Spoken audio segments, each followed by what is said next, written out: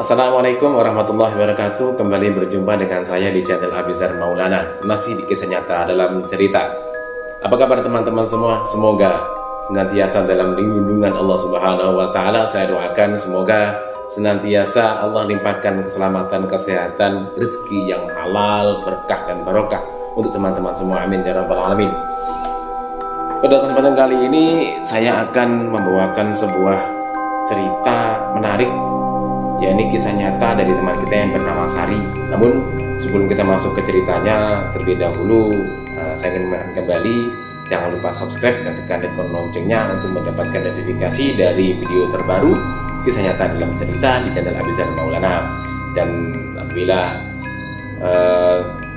menarik, silakan di like, di share, dan mungkin apabila teman-teman mempunyai cerita menarik, silakan ditulis dan dikirimkan ke email yang ada di sebelah sini, ya. Nanti insya Allah akan kita angkat dan kita upload di video selanjutnya. Terima kasih, selamat menyaksikan.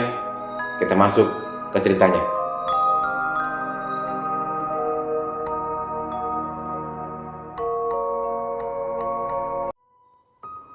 Kisah nyata pada kali ini mengangkat judul Kontrakan Tua. Sebut saja namanya Sari. Sari bukanlah orang yang tergolong indigo atau punya kemampuan melihat makhluk gaib, tapi entah mengapa dari kecil Sari seperti bisa merasakan adanya makhluk tak kasat mata yang ada di sekitarnya. Peristiwa itu terjadi sekitar tahun 2007. Saat itu Sari baru lulus madrasah aliyah. Untuk mencari pengalaman, Sari pergi ke rumah pamannya yang ada di Tapak Tuan, daerah Aceh Selatan. 3 bulan Sari menetap di sana. Kemudian pamannya berencana pindah kontrakan untuk mencari suasana baru. Tak lama berselang, akhirnya mereka pun pindah. Rumah yang sekarang ditempati oleh mereka tergolong rumah yang sangat tua, terdiri dari 2 lantai, dan di setiap lantainya hanya ada 1 kamar yang ukurannya menurut mereka terlalu besar, sekitar 6 kali 6 meter. Sudah puluhan keluarga mungkin pernah tinggal di kontrakan tersebut. Hari pertama, mereka melakukan bersih-bersih sebelum pindah. Sebenarnya, Sari sudah bisa merasakan ada hawa yang lain di rumah itu. Tapi Sari enggan mengatakannya kepada pamannya. Malamnya, karena kelelahan, Sari pun tertidur pulas di kamar atas bersama seorang sepupunya yang perempuan bernama Zahra. Usianya mungkin hanya terpaut 2 tahun di bawahnya. Mereka memiliki kebiasaan yang sama, yakni tidak bisa tidur dalam keadaan terang benderang. Jadi mereka pun tidur dengan mematikan lampu kamar sehingga menjadikannya gelap gulita. Gangguan dari makhluk itu langsung Sari rasakan. Di antara sadar atau tidak, Sari melihat sosok tinggi besar yang tengah berdiri di sudut tangga. Karena kebetulan pintu kamar yang saat itu belum tertutup. Sosok itu berpostur tinggi besar dengan mata merah menyala dan rambutnya yang gimbal. Sosok itu terus menatap ke arah Sari. Sontak, Sari ketakutan dan bermaksud membangunkan Zahra. Tetapi tubuh Sari tak bisa bergerak. Suaranya juga tak bisa keluar. Padahal Sari sudah berusaha untuk berteriak. Tapi justru suaranya hanya tercekat di tenggorokan saja. Alhasil, Sari hanya bisa pasrah dan berdoa sambil menjamkan mata dan sekali melihat ke arah makhluk itu, berharap makhluk itu segera pergi dari tempat itu.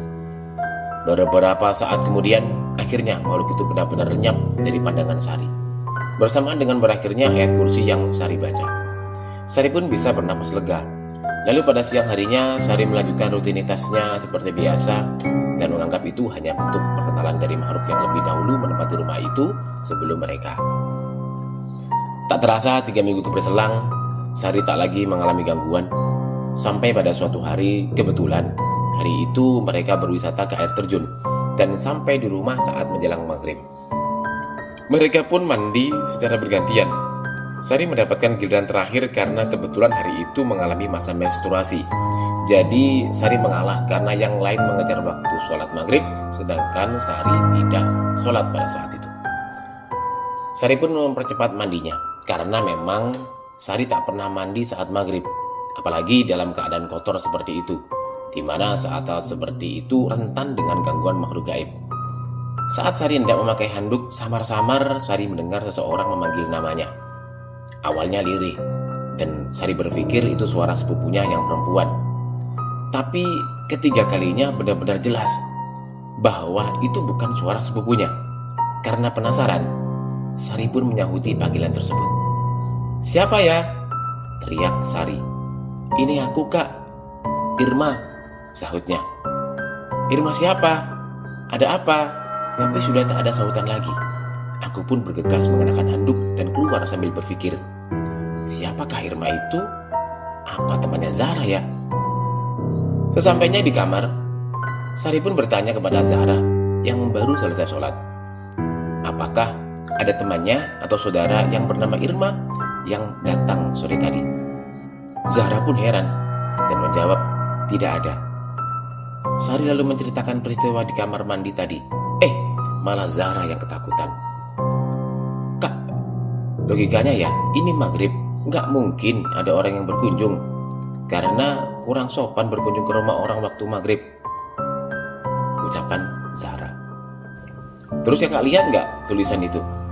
Tunjuk Zahra ke arah poster pelajaran yang ditempel di sudut langit-langit, tapi sudah kelihatan sangat usang. Sari pun heran, ada apa sama poster itu? Sari mencoba melihat tulisan di bawahnya, di luar tabel poster tersebut. Sari pun melihat ke sudut poster tersebut dan ternyata di sana tertulis nama Irma Zulistikawati dan tepat di atasnya tabel tertulis roster pelajaran kelas 3 IPA tahun 1996-1997. Apa? Sari terhenyak. Spontan Zahra merapat ke arahnya sambil merangkul lengannya erat-erat. Tapi Sari segera menguasai keadaan. Kamu ini kayak orang tak punya iman saja. Habis sholat toh, masa takut sama yang begituan? Takut tuh sama Tuhan, bukan sama hantu, ucapan Sari sambil tersenyum berusaha mencarikan suasana. Walaupun sebenarnya bulu kuduknya Sari pun juga merinding. Keesokan harinya, Sari berusaha mencari tahu kepada tetangga tentang seorang anak yang bernama Irma itu. Mereka kemudian bercerita bahwa Irma itu adalah gadis remaja yang meninggal karena tercebur ke dalam sumur yang ada di dalam kamar mandi rumah kontrakan itu. Mereka malah heran, mengapa Sari bisa tahu Irma? Sari hanya menjawab, karena membaca tabel poster di kamar atas. Nah, 2 hari berselang, waktu menunjukkan pukul 4:30 sore. Saat itu Sari baru bangun dari tidur siang karena kebetulan hari itu hari libur. Jadi Sari sedikit santai. Sari berniat mengambil minuman ke dapur. Saat Sari sedang menenggak minuman di depan meja dispenser, tiba-tiba Sari melihat ada seorang anak kecil berusia sekitar 4 tahunan berlari dari arah pintu belakang rumah yang memang sedang terbuka. Anak itu berlari sambil mendorong Sari dari belakang hingga Sari tersedak. Sari berpikir itu adalah sepupunya, Haikal, yang masih berusia 4 tahun. Dia terlihat seperti habis mandi dengan hanya mengenakan cawat dan bedak yang bertabur di punggungnya. Tapi kenapa aroma bedaknya begitu menusuk? "Haikal, habis mandi tuh pakai baju dulu, Dek. Baru boleh main." "Ini belum pakai baju, udah lari-larian, jadi bau asem," ujar Sari. Tapi malah Bibi menyahut dari ruangan TV. "Haikal dari mana, Nak? Kan Haikal belum pulang."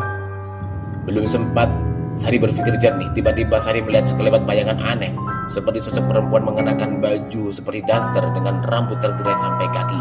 Bayangan itu seperti melayang dengan ringannya, namun kemudian melesat dengan cepat ke arah ruang tamu.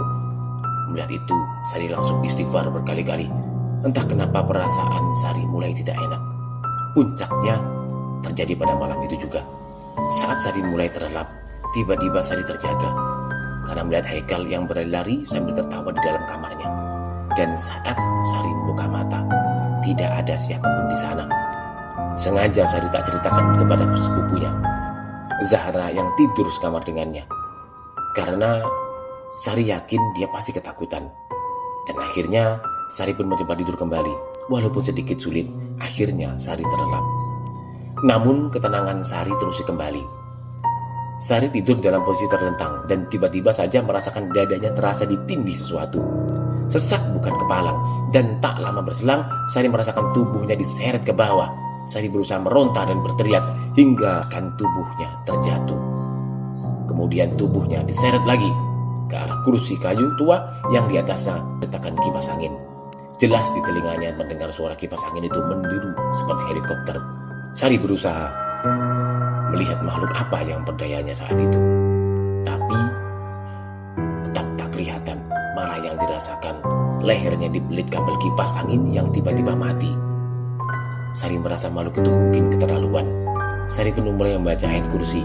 Hingga tak lama kemudian, Sari mencium bau gosong dan tubuhnya terasa ringan.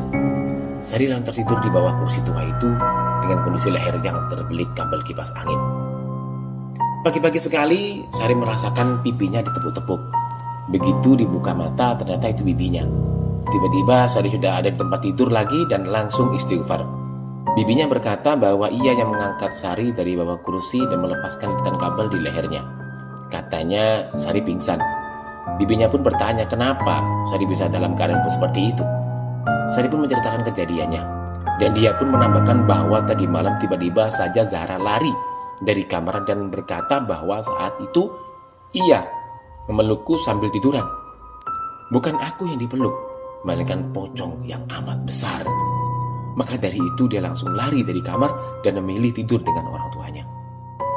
Siangnya mereka mendatangkan seorang ustadz ke rumah dengan tujuan membersihkan rumah itu agar kejadian yang nyaris membunuhnya semalam tidak terjadi lagi. Mereka mengadakan pengajian dan mengundang para tetangga di pengajian itu. Dari mereka juga, mereka mendengar bahwa di kamar tempat Sari dan Zahra tidur itu pernah ada seorang wanita yang meninggal karena melahirkan. Dan katanya lagi, arwah wanita itu sempat meneror kampung tersebut selama 40 hari. Tapi sekarang sudah tidak lagi. Pak Ustadz menyarankan pada mereka bahwa mereka harus sering membacakan surat Yasin di rumah itu. Sari juga dianjurkan untuk tidak mematikan lampu saat tidur. Semenjak mereka sering membacakan surat Yasin sehabis sholat, Sari tak lagi pernah mendapat gangguan dari makhluk halus di rumah itu hingga saat ini.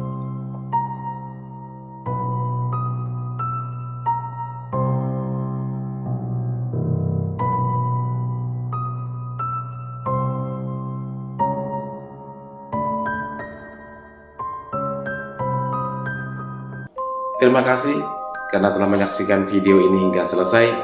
Dari saya apabila ada salah dalam berkata ataupun ada ucapan yang kurang berkenan di hati teman-teman sekalian, saya mohon maaf yang sebesar-besarnya. Sampai jumpa di video selanjutnya. Assalamualaikum warahmatullahi wabarakatuh.